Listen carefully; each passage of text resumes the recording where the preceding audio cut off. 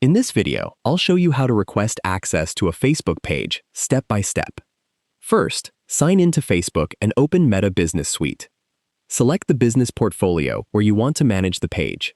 From Business Settings, go to Accounts and select Pages. Click Add and choose Request Access to a Page. Enter the Facebook page name, URL, or page ID, then select the page you want to access.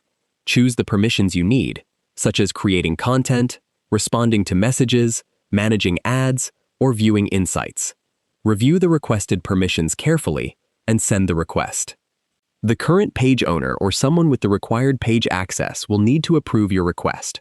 After approval, the page should appear in your business portfolio with the permissions you were granted. If your request isn't approved, make sure you entered the correct page information and contact the page owner directly. That's how you can request access to a Facebook page through Meta Business Suite.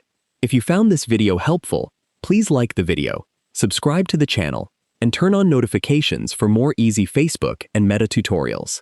Thanks for watching.